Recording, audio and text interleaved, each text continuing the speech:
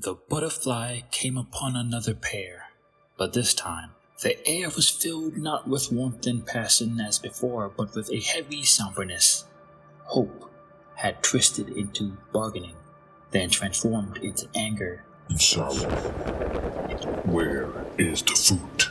The masculine roared, gulping down something that smelled strong and bitter.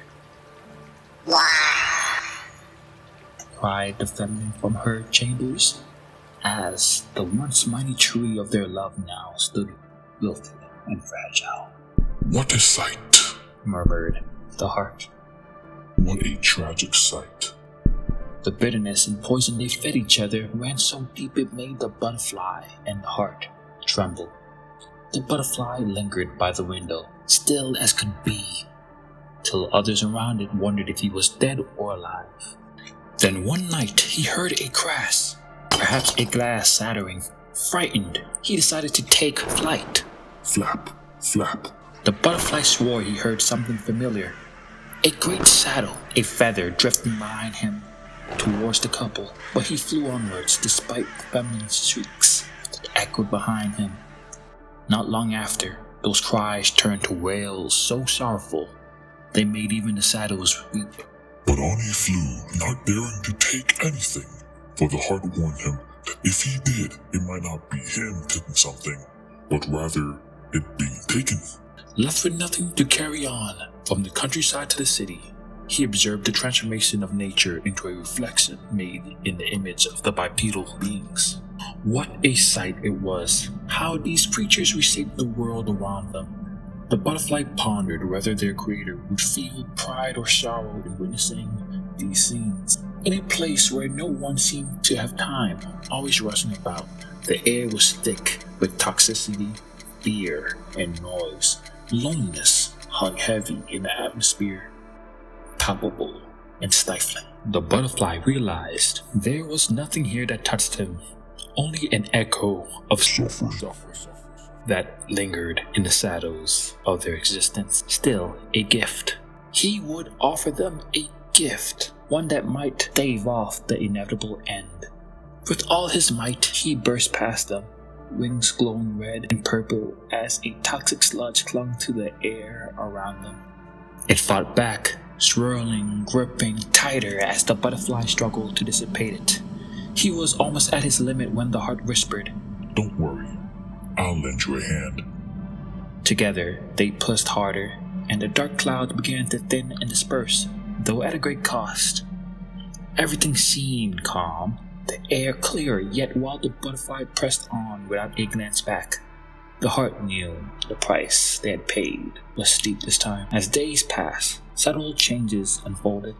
The husband's heart, once closed, softened, and he sought forgiveness from his wife. Their conversations were slow and careful, the anger that once erupted now dimming. The wife listened, no accusations, only understanding. She recognized her own part in the distance between them. They seemed willing to try again, to change for one another, if the other was willing to take that step. But the answer was never clear. Would they truly mend what was broken? Or were they too lost in their own pain? The butterfly would never know. Was the sacrifice in vain? Heart murmured. But the butterfly, already carrying too many burdens, didn't stop to ponder. Instead, it flew onwards, wings a little heavier, its purpose as fragile as ever. All packed together like rats, he thought, as the city sprawled below him. The streets, narrow and cluttered, were veins of steel and asphalt, where the air was thick with smoke, and fear clung like a second skin. The relentless hum of machines and hurried footsteps filled every corner, a place where no one ever stopped. No one ever breathed freely. Then the butterfly saw a man, a figure crumpled on a park bench, shoulders hunched beneath the weight of the world.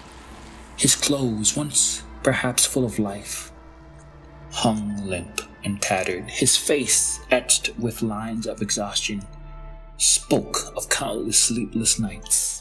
His hands trembled as if even the air was too heavy to hold. His soul was young still, but life had aged him beyond his years, worn him down to the bones.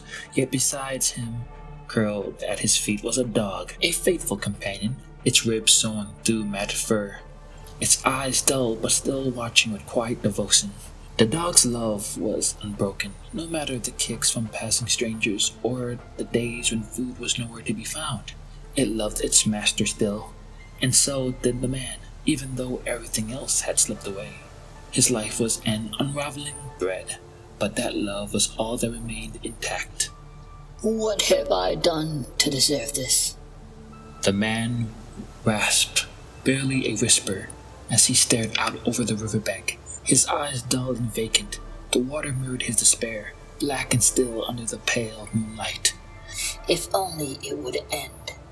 Night after night the man sat by the bridge, his words heavy with the weight of his own suffering, echoes in the butterfly's ears. But each night, as if defying that endless darkness, a ball of light would rise, a glimmering sun, its burning tail streaking across the sky.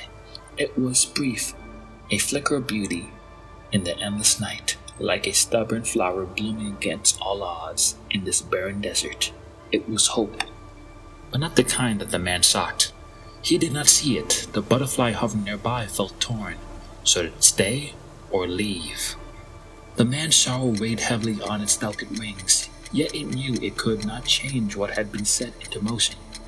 Just as it decided to leave, a crash tore through the night. A scream, sharp and cutting, followed by the violent screech of metal grinding on metal. The butterfly shot into the sky, its wings trembling as it flew from the sound. Flap, flap, yet the echoes of that cry followed. Days later, the butterfly returned to the same place. The bench was empty, the man was gone. Only the dog remained, its once bright eyes now dulled to a dim flickering ember. Its golden coat had faded like a dying fire, and its head hung low as it howled into the night, a long mournful cry that pierced the silence. The sound was agony, pure and raw, and the butterfly felt it in its fragile heart. The dog cried for a friend that would never return, for a love lost to the silence of death. Stones were thrown at the dog, and cruel words were hissed by strangers who wanted the noise to stop, but still it howled.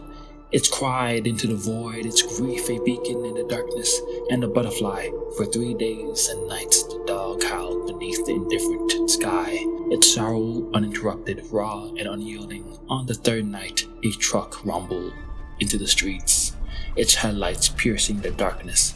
A man stepped out, rough-handed, holding a net and a cage. The butterfly perched nearby watched as the man approached the dog, but then it saw something else. A saddle. Dark and formless, shifting at the edge of the scene.